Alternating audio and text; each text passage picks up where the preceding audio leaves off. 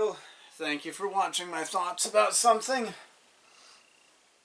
Ryan Anderson gave a talk at Stanford University at a society I forgot the name of already. Ascombi? It was an hour of him talking about what marriage is, never appealing to God says so, or quoting scriptures from any religion, never appealing to the morality or immorality of the other versions of marriage or other definitions of marriage, or in his talk he never once called homosexual sex or polygamous sex immoral. He was only talking about sociological, physical reasons for marriage to be defined as one man and one woman. A whole hour of it, because there are a lot of sociological good, not moral, not my religion says so, not God says so, not accusing people who want to have sex that's not heterosexual monogamy of being immoral. There's good reasons to define marriage, sociological reasons, physical reasons to define marriage as one man and one woman. There was an hour of talk, then about a half an hour of Q&A. This was 5 years ago that it was put on the internet. I'm guessing it was put on the internet close to when the talk happened. There were a surprising number of people who went to that talk who disagreed with him. I'm assuming the people asking questions in the Q&A section were actually sitting down for an hour, not interrupting him. I was amazed at that, because now it's so often that people, if they disagree with somebody, will, one, lie about what he says, and two, to disrupt things instead of politely listening, hearing them out, and then asking questions in the Q&A section. At the end of the Q&A, he gave a short little speech, and he was pointing out, even if judges make bad rulings, we can still have, in our personal lives, and among our friends and our society, a culture that encourages monogamous heterosexual marriages. Now, of course, he's assuming that our freedom of religion and freedom of speech and freedom of association would not be violated.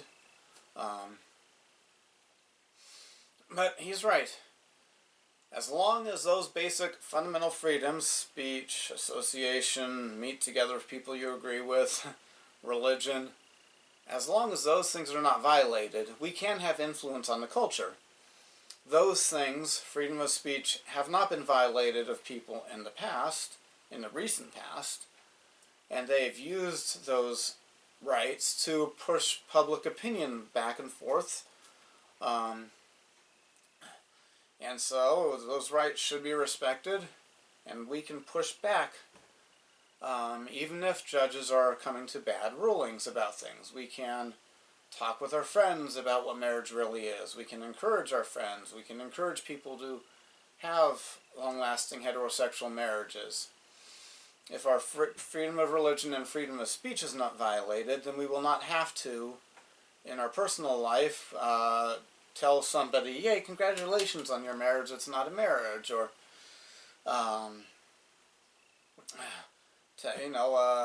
tell somebody that they have a wife when they don't have a wife, or something like that.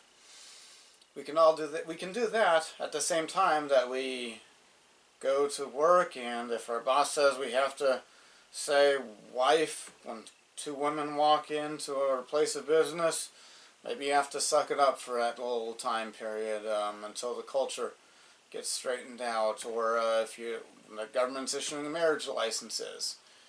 Bad judges' rulings might force, marriage licenses, marriage certificates to be given out to things that are not actually marriages. But we can still talk about what an actual marriage is outside of that going on. He made an analogy or a parallel between Roe versus Wade. When Roe versus Wade came out, forcing abortion legalization on the United States of America,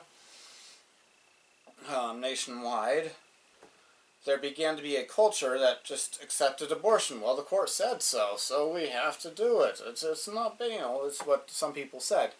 But there were some people who doggedly hung on to the truth that murdering another human being is not a fundamental right. That the baby inside of the womb has a moral right to life.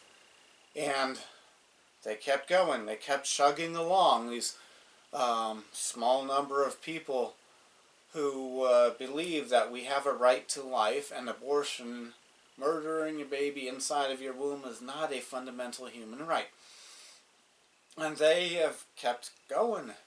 And now there are some polls that show more people against abortion than for it in the United States of America.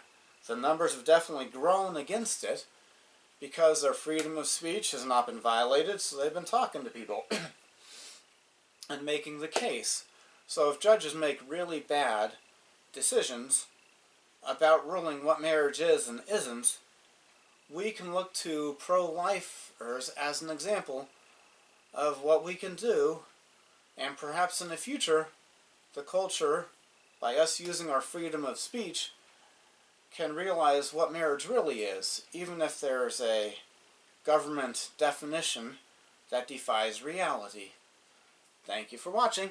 You have a good day. And I'll put a link in the description for the video that Ryan was speaking